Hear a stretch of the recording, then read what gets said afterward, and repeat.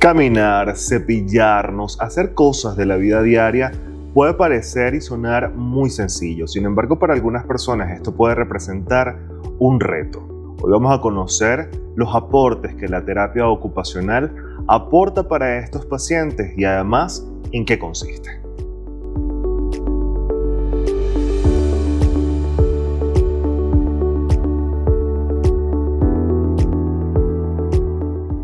Por tu salud llegó a ustedes gracias a Agua Los Alpes. Hidrátate con entusiasmo. Amigos de Public Magazine, bienvenidos a otra edición de Por tu Salud. Soy José Francisco Carvajal y desde ya pongo a su disposición nuestras redes sociales @PublicInsight, @PublicMagazine y @CarvajalJosé_. Tal como lo he mencionado, y estaremos hablando sobre la terapia ocupacional, porque hay muchas actividades que nosotros realizamos en nuestra vida diaria y que obviamos que son esenciales y que pueden representar para nuestro cuerpo algún reto, alguna dificultad.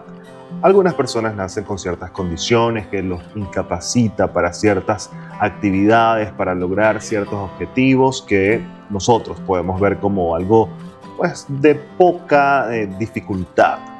Hoy vamos a estar conociendo parte de los aportes de la terapia ocupacional para estos pacientes. Para ello me encuentro con Ricardo Rodríguez, quien es terapeuta ocupacional y experto también en equinoterapia. Gracias por recibirnos, Ricardo. Bueno, gracias a ustedes por la oportunidad de entrevistarme y de formar parte de esta bonita área y experiencia.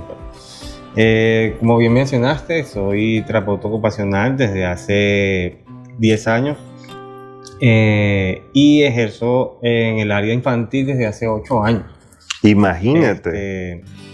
Es un área muy bonita que me ha ayudado a entender muchísimas cosas, no solo en los niños, sino en mí mismo. ¿Sí? Me ha ayudado a crecer, ayudando a otras personas a aprender, en este caso a los niños, formar parte de su aprendizaje, es algo que reconforta bastante. Y la mejor parte de esta carrera o de esta profesión es que yo los acompaño dentro del juego.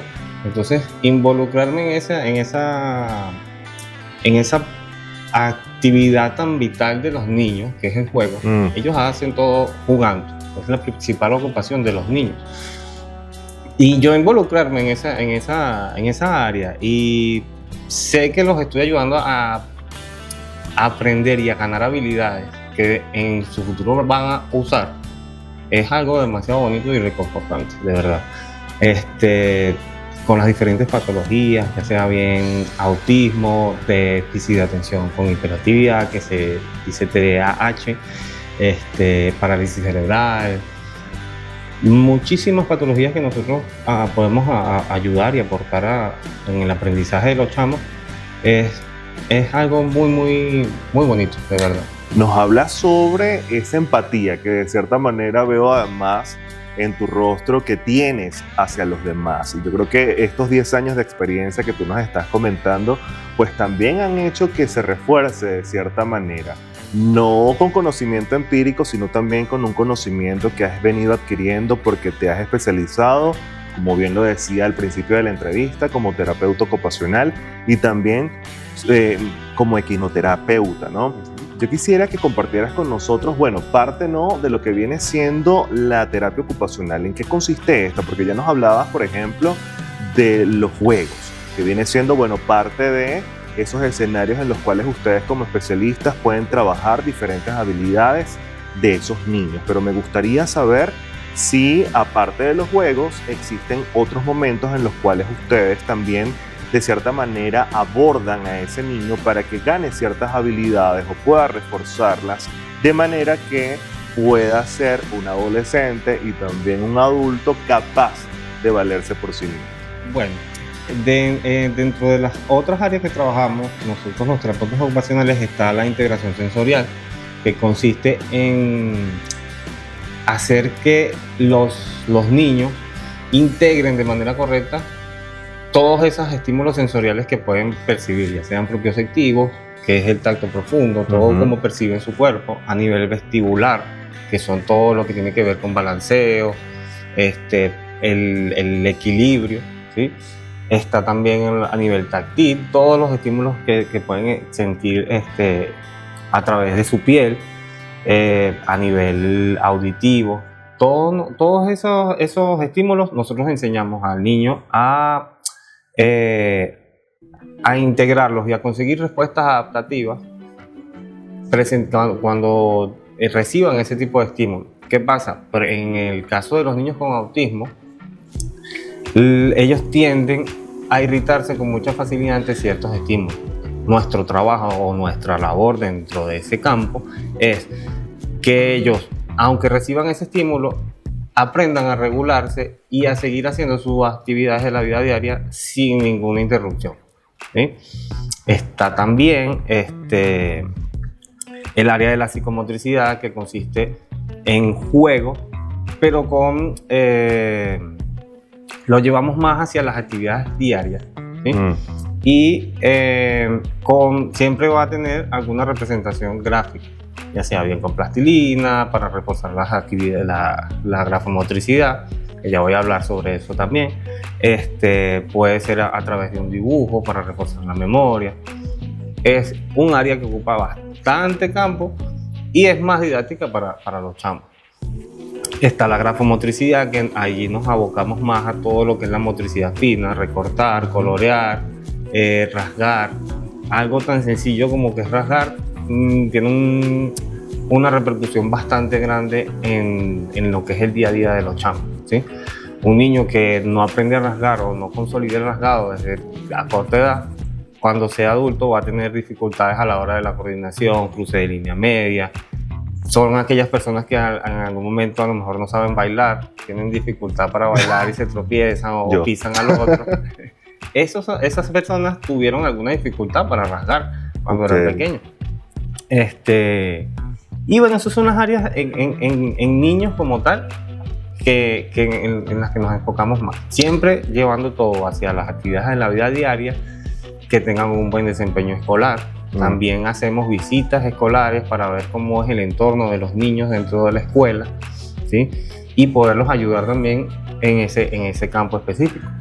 Me gustaría saber cuál es el rol, ¿no?, que tiene la familia en todo lo que viene siendo ese abordaje a este niño, porque me imagino que ustedes, para lograr conocer en esa primera entrevista que tienen, en esa primera evaluación que tienen con esos niños, necesitan también estar en contacto con un adulto que les diga cuáles son las fortalezas, porque todo niño tiene su fortaleza, pero también esas debilidades, o quizás no llamarlo debilidades, sino quizás aspectos a mejorar. Exacto. Bueno, fíjate, los representantes o el grupo familiar de los niños es muy, muy importante. Yo creo que es más importante incluso que el rol del terapeuta, porque el representante o el familiar pasa 24 horas y 7 días a la semana con los niños, mientras que nosotros estamos solamente 1 hora, 45 minutos con un niño. Entonces, nosotros como terapeutas le damos recomendaciones y actividades a los padres para que las realicen en casa. Si los padres siguen esa lista de actividades o de tareas que nosotros les indicamos, el niño tiende a tener un pico de mejora súper alto, ¿sí? Y nosotros siempre vamos a estar haciendo el seguimiento durante cada sesión de cómo hicieron esas actividades, cómo influyó. Involucramos siempre a todo lo que es el grupo familiar, hermanos, papás, abuelos, todos los que puedan, porque a veces por cosas no está el abuelo cerca, o no hay tíos, o viven con un tío y no con los papás. Pues los padres están separados también, porque exacto. Eso es importante también decirlo. Muchas veces destacamos, ¿no?, digamos, esa condición, ese problema que puede tener el niño a nivel conductual, emocional, físico, pero también no es el único reto que enfrenta esa familia. Hay retos que también deben enfrentar los mismos niños, porque muchas veces estamos ante padres que están ausentes, o ante padres incluso que son violentos, y otros que simplemente descartan o no quieren mirar hacia ese problema, hacia esa debilidad que a lo mejor tiene ese niño, y el problema avanza a medida que pasa el tiempo y digamos que se refuerza de una manera que después es mucho más difícil de tratar, ¿no? Sí, los niños son una esponja y ellos absorben todo lo que esté en su entorno y su grupo familiar principalmente. Si hay algo que cambia y no se le explica al niño qué es lo que está sucediendo, eso puede irritar al niño, independientemente de que tenga o no tenga alguna condición. Siempre son propensos a no saber cómo manejar ese aspecto que está cambiando en su vida. Claro, porque son niños, además no tienen las herramientas necesarias para hacerle frente a eso, y si además tiene estos escenarios que veníamos describiendo antes, pues la cosa se pone un poco más difícil, ¿no? Sí, y ese es el trabajo de nosotros también, saber cómo abordar al grupo familiar y darle herramientas a los padres. No solo la atención es hacia el niño, sino hacia los padres también. Y esa es mi pregunta, o esa es la siguiente pregunta que tengo para ti. ¿Cuáles son los mayores retos que tienen ustedes como terapeutas ocupacionales?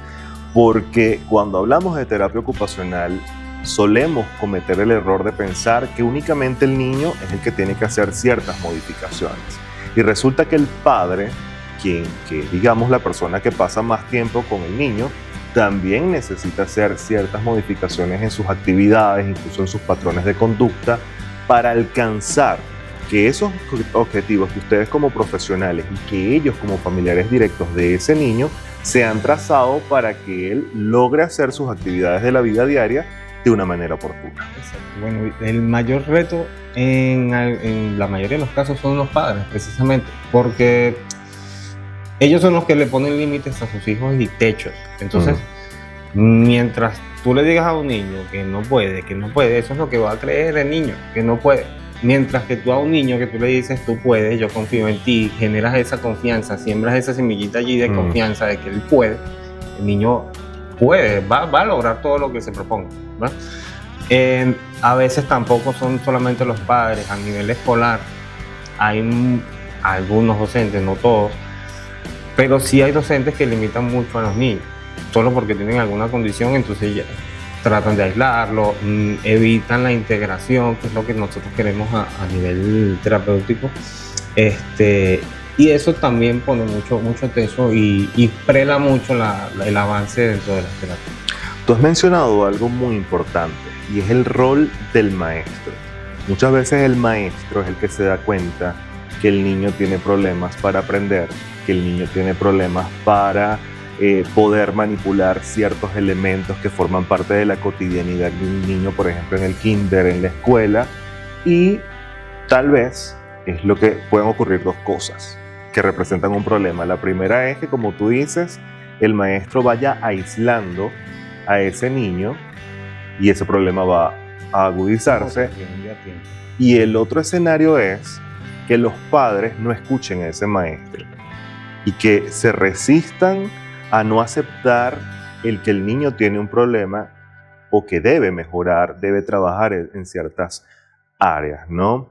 Me gustaría conocer, bueno, parte de esas recomendaciones que tú haces, por ejemplo, a esos profesores que a lo mejor tienen unos padres que son un bloque y que no permiten que el maestro les dé ciertas recomendaciones o que les haga ciertas acotaciones para lo que viene siendo el bienestar de ese niño, porque muchas veces el padre puede pensar, no, es que esa maestra a mí no me va a venir a decir lo que yo voy a hacer con mi hijo. Ese maestro o esa maestra no va a sacar plata de su bolsillo para yo pagar las terapias ocupacionales. Que hay que tener en consideración también que el factor monetario es uno de los principales retos que tienen en este caso los padres. Sí. Pero el reto a futuro o el problema a futuro puede ser que ese niño tenga lo que ya hemos venido mencionando, los problemas para poder aprender, problemas motores, etcétera, etcétera, etcétera. Exacto, bueno, yo les recomiendo a los docentes principalmente es que no se enfoquen en el problema, sino en buscar una solución. En este caso, ¿cuál sería la solución más conveniente o más instantánea? Abordar al niño, enfocarse en el niño. Si tenemos, o en un salón hay 12 niños y tenemos 2 que puedan tener alguna condición o alguna dificultad en el aprendizaje, lo ideal sería que los docentes se enfocaran en esos 2 niños que tienen esa dificultad, porque los otros les pueden colocar alguna actividad y ellos van a hacerla. las van a sacar adelante. Hay que enfocarse siempre en los niños que tenemos con más dificultad. Colocarle actividades que sean un poquito más acorde a sus necesidades, y a sus capacidades. También pueden hacer modificaciones a nivel curricular con la ayuda de los terapeutas, porque nosotros estamos para eso. Y por eso hacemos visitas escolares, ¿sí? Para también ayudar a los docentes en ese aspecto a nivel cognitivo, cómo adaptarlas, cómo modificar las actividades de la escuela, ¿verdad? O del salón, dependiendo del grado en donde esté el niño, y que el niño las pueda manejar, ¿sí? Sin separarlas mucho del grupo con el que va. Entiendo. ¿Qué aspectos toman ustedes en consideración al momento de crear un plan de tratamiento para un niño? Porque, tal como lo hemos venido mencionando, la terapia ocupacional se encarga de dar respuestas a problemas de diferentes áreas, de diferentes ámbitos de una persona. En este caso estamos hablando de niños, más adelante hablaremos sobre la terapia ocupacional en adultos. Pero me gustaría conocer, bueno, esos factores que ustedes toman en consideración para ello. Bueno, nosotros hacemos, como todas las especialidades médicas, una entrevista inicial con los representantes y luego hacemos una sesión o varias sesiones de evaluación. En esa evaluación nosotros tomamos en cuenta los aspectos motores, tomamos en cuenta los aspectos cognitivos, a nivel sensorial, y según las necesidades o lo que el niño nos vaya mostrando dentro de esa evaluación, nos vamos a tomar los objetivos. Uno de los objetivos que siempre trabajamos nosotros los terapeutas ocupacionales es lo que es el regular el tono muscular, ¿sí? Que es aquella capacidad que nos da el cuerpo de controlar nuestra fuerza, mantener una postura, poder tomar el lápiz, amarrarse las trenzas. Todo eso va con el tono muscular. Y si no regulamos el tono muscular, hay muchas áreas que no van a avanzar, ¿sí? Nosotros trabajamos en base, valga la redundancia, a una pirámide, y en la base de esa pirámide está el tono muscular, luego viene todo lo que es sensorial, luego viene la motricidad fina y arriba a nivel cognitivo. Si no vamos trabajando, si no asentamos bien esas bases, que en este caso es el tono muscular, nosotros no vamos a poder llegar al pico, que es lo que nosotros queremos. Existen objetivos también a corto plazo y objetivos a largo plazo. Todo depende también de cómo vaya evolucionando el niño, cómo las sugerencias que nosotros le hagamos a los padres, si cumplen con las tareas, como te mencioné anteriormente. Todo eso influye en lo que es el avance del niño. Y nosotros nos enfocamos en las necesidades principales del niño. Entiendo. Vemos entonces que eso funciona así como la arquitectura. Si no tenemos unas bases sólidas, lamentablemente ese edificio se nos va a caer, ¿no? Exactamente. Hay algo importante que has mencionado y es el aspecto sensorial. Esos elementos, ¿no?, sensoriales, ¿cuál es el rol que cumplen y cuál es la importancia que tienen durante el abordaje de un niño que ha sido o que está siendo sometido a la terapia ocupacional? Y esto lo pregunto porque a lo mejor el niño suele distraerse un poco más, o puede suceder lo siguiente, que no está interesado en lo que va a hacer, ¿entiendes? Entonces, bueno, me imagino que ustedes se valen de todos estos elementos para crear un mayor interés por parte del niño, también trabajar un poco lo que es la constancia, esa perseverancia de cierta manera que se va trabajando incluso desde edades muy tempranas. Sí, fíjate, a nivel sensorial existen 6 sentidos, ¿verdad? Está el sentido de la propiocepción, que es todo lo que, cómo nosotros percibimos nuestro cuerpo, cómo sentimos, ¿sí? El hecho de nosotros estar aquí sentados, ya nuestro cuerpo sabe que está sentado y está tranquilo. Eso es propiocepción. Tenemos el estímulo vestibular, que es todo lo que tiene que ver con balanceos, el equilibrio, ¿sí? Cuando caminamos estamos llevando a cabo un estímulo vestibular, ¿sí? El hecho de movernos hacia los lados es un estímulo vestibular. Cuando, a nivel táctil, es todo lo que nosotros podamos sentir a nivel superficial, no solamente en la piel, sino también a la hora de masticar, la inclusión también va con todo lo que es estímulos táctiles. Tenemos los estímulos auditivos y de olfato, ¿sí? Dentro de la integración sensorial, nosotros lo que buscamos es, ¿cómo te lo puedo decir? Una respuesta adaptativa dentro de los roles del niño. Si el niño está en la escuela y tenemos algo que está pasando afuera, el niño se va a distraer porque está escuchando todos esos estímulos táctiles. Hay niños que no necesariamente se distraen, sino que simplemente no les hicieron caso. Se cayó el mundo afuera en el patio, una explosión, y ellos no hicieron caso, no se inmutaron ante lo que pasó. Okay. Eso es un niño que tiene una baja respuesta adaptativa a lo que está pasando afuera. Y por lo contrario, cuando el niño reacciona muy rápido, se distrae con mucha facilidad, es porque tiene una respuesta muy alta a todo lo que son los estímulos. No solamente a nivel auditivo, así puede pasar con todo. Cuando tú ves a un niño que está mucho tiempo moviéndose, que no quiere estar sentado, eso es un niño que tiene un nivel de propiocepción bastante bajo y está constantemente buscando el estímulo propioceptivo, o sea, sentir su cuerpo. ¿Eso es lo que pudiésemos nosotros llamar hiperactividad o no? Se parece mucho y tiende a confundirse con eso, pero resulta que el niño no es hiperactivo. El niño lo que está buscando es un estímulo propioceptivo para poder sentir su cuerpo. Entiendo. Entonces, allí es donde entra la evaluación del terapeuta ocupacional y descartar qué es una cosa y qué es otra, para poder plantearse objetivos y ayudar al niño a regular ese tipo de búsqueda de sensaciones. Eso es importante lo que estás mencionando, o sea, son diferentes etapas, ¿no? Lo que comprende en este caso la terapia ocupacional. Hay algo de lo cual no me gustaría irme sin hablar y es la terapia ocupacional en personas adultas. Pensamos muchas veces que esta se limita únicamente a los niños, pero resulta que no.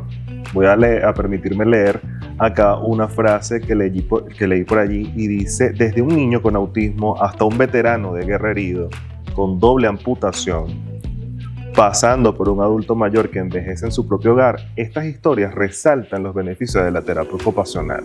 O sea, no solamente estamos hablando de niños, estamos hablando también que en el caso de los adultos también hay casos en los cuales se requiere de esta terapia. Me gustaría conocer brevemente cuáles son las diferencias, ¿no?, que existe entre la terapia ocupacional en niños y la terapia ocupacional en adultos, y además también conocer cuáles son los factores más frecuentes por los cuales una persona adulta puede requerir de este tipo de terapia. Mira, la diferencia entre la terapia de adultos y la terapia de niños es que las patologías son muy distintas y la madurez con la que puede trabajar un adulto es totalmente distinta. Yo siempre digo que me gusta más trabajar con niños porque los adultos pueden decirte no quiero y no hacen las actividades que tú le propones y te frenan las terapias. Entonces, por eso me gusta más trabajar con niños. Pero con los adultos también se trabaja bastante enfocado a lo que es la ocupación de la persona, dependiendo de las necesidades o la patología que pueda presentar. Como mencionaste en la frase, a lo mejor esa persona que está amputada no sabe cómo desenvolverse dentro de su casa luego de que perdió su miembro. Entonces ahí entra el papel entra el terapeuta ocupacional y lo ayuda a ganar otra vez esas habilidades, esa confianza para poder llevar a cabo su día a día sin tener que depender de alguien aún estando con su condición. Estás mencionando algo importante, ¿no? La terapia ocupacional, como lo hemos venido mencionando, abarca la parte física. Sin embargo, existen diferencias con la fisioterapia o la terapia física, que ya lo habíamos mencionado incluso fuera de cámara. Me gustaría que compartieras con la audiencia cuáles son las diferencias que hay entre una y otra. No sé si está relacionada a los objetivos, quizás a las técnicas que se emplean, que se ejecutan en cada uno de los casos. Bueno, la terapia ocupacional y la fisioterapia van muy de la mano, ¿sí? Son casi que hermanas mellizas, pero con una diferencia muy específica a la hora del tratamiento como tal. Fisioterapia trabaja más hacia la parte física, más de movilidad, con agentes físicos, frío, calor, corriente, los magnetos. La terapia ocupacional se enfoca más en actividades, ¿sí? No tanto en ejercicios, y con la misma persona, ¿sí? De manera holística nosotros atendemos a la persona. Yo puedo hacer una sesión de terapia solamente con un peine, ¿sí? Si es lo que necesito o lo que necesite la persona. Pero al fin de las dos terapias es el mismo, que es lograr la independencia de la persona.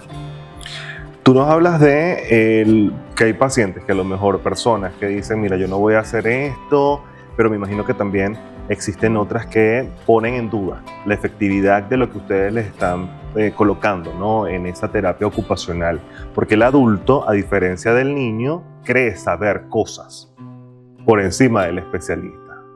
Tú como especialista a lo mejor puedes dar alguna recomendación, pero nunca faltará alguien que diga, no, pero es que yo en TikTok o en ChatGPT vi otra cosa.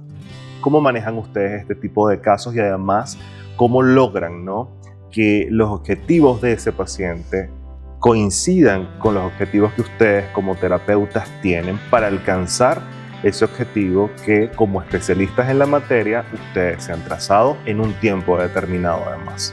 Bueno, me ha pasado bastante que estoy aplicando algún tratamiento a un paciente y me dice, pero es que no lo voy a hacer porque me está doliendo mucho el brazo ahorita, ¿sí? ¿Qué hago yo? Le coloco la misma actividad pero desde otro plano, ¿sí? En este caso vamos a poner una lesión en el manguito rotador, que es una lesión bastante común. La persona le va a costar levantar el brazo. Ok, no lo vas a hacer porque se está doliendo el brazo. Vamos a hacerlo de otra manera. Entonces busco de acostarlo y que trabaje en plano neutro. Igual está haciendo el movimiento que yo quiero, pero en otro plano, y estoy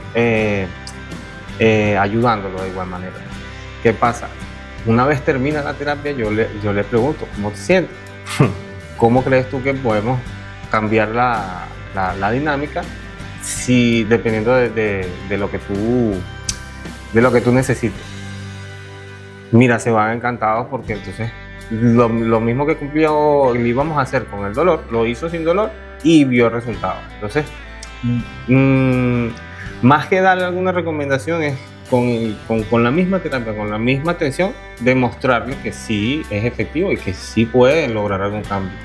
Entiendo, pero entonces de cierta manera también influye o tiene allí un papel importante la comunicación que hay incluso con el paciente. Sí. O sea, pueden haber puntos medios en los cuales una negociación es factible. Tal vez no hacerlo de cierta manera porque genera mayor dificultad para esa persona que está haciendo la terapia, sino hacerlo de otra manera en la que le es mucho más sencilla y mucho menos molesta. ¿Cuáles son esas recomendaciones, ya para ir finalizando, que tú compartes con nosotros el día de hoy en relación a la terapia ocupacional? ¿Qué aspectos nosotros debemos tomar en consideración, yéndonos a un plano general, tomando en consideración que se realiza terapia ocupacional no solamente en niños, sino también en adultos? ¿Qué aspectos debemos tomar en cuenta? Y además, ¿qué conocimientos también tenemos que tener presentes para no crearnos falsas expectativas y estar conscientes de cuáles son los campos que ustedes a través de esta terapia pueden abarcar? Ok, mira, una de las recomendaciones que yo siempre le hago a todos mis pacientes es que no obvien el tiempo de recreación y ocio, ¿sí?, que nosotros como seres humanos tenemos que tener, ¿sí? Una persona que no se distrae, que no sale, aunque sea al parque a caminar, vive estresada, vive con dolor, vive con malestar. Y una persona que se distrae, que sale al parque, que aunque sea sale al balcón a tomarse un café y a respirar ese oxígeno, tiende a tener mejor salud, ¿sí? Entonces esa es la recomendación principal que yo le doy a todas las personas, independientemente que tengan o no tengan alguna patología. Usen su tiempo de recreación y ocio, ¿sí? Y bueno, creo que eso es lo principal, pues. Sí, porque además estás mencionando algo que es muy importante, no es hacer grandes tareas, hazañas, sino hacer cosas que normalmente uno puede hacer por la cotidianidad. Es parte, ¿no?, también de los resultados que nosotros podemos obtener a través de la terapia ocupacional, porque tal como lo has mencionado, ella nos permite a nosotros hacer actividades de la vida diaria sin ningún tipo de molestia, sin ningún tipo de dificultad, y allí es donde está el detalle. Ese es el secreto, acudir con especialistas cuando nosotros veamos que hacer cosas que pueden ser cotidianas, como levantarnos incluso de un mueble, pueden tornarse un poco difíciles de realizar y de materializar. Redes sociales, donde los pueden encontrar para todas aquellas personas que están interesadas en dar respuesta a los problemas que pueden tener sus niños, o tal vez recuperar ciertas habilidades que con el paso del tiempo, bien sea por alguna condición, bien sea por alguna lesión, alguna fractura o también la edad, han visto perdidas. Bueno, nos pueden conseguir acá en el CTIB, Centro de Terapia Integral de Venezuela, así lo consiguen. Y mi Instagram es Ricardo Rodríguez_771. Muchísimas gracias, Ricardo, por habernos acompañado, por habernos recibido y por haber compartido con nosotros, bueno, parte de ese conocimiento que tú a lo largo de estos 10 años de experiencia has venido logrando, alcanzando. Gracias. Bueno, gracias a ustedes por la oportunidad y por este bonito momento. Gracias a ustedes también por la sintonía. Recuerden que es importante dar solución a ciertos problemas.